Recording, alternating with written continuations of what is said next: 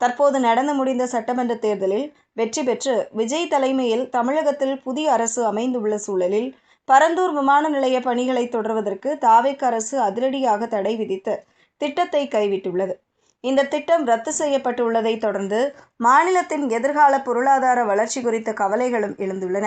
ஒரு சர்வதேச விமான நிலையம் அமையவிருந்த திட்டம் கைவிடப்பட்டதன் மூலம் தமிழகத்திற்கு வரவிருந்த சுமார் 50,000 கோடி ரூபாய் முதலீடுகள் மற்றும் அதன் மூலம் உருவாகி இருக்க வேண்டிய லட்சக்கணக்கான புதிய வேலை வாய்ப்புகள் பறிபோகும் அபாயம் ஏற்பட்டுள்ளதாக பொருளாதார வல்லுநர்கள் எச்சரிக்கின்றனர்.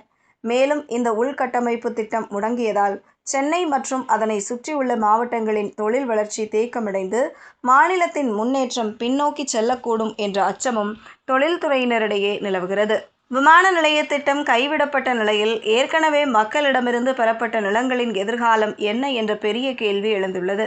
கடந்த ஆட்சியில் சுமார் 1700 ஏக்கர் நிலங்கள் நேரடியாக நில உரிமையாளர்களின் சம்மதத்துடன் அரசுக்கு முறைப்படி பதிவு செய்யப்பட்டுள்ளன.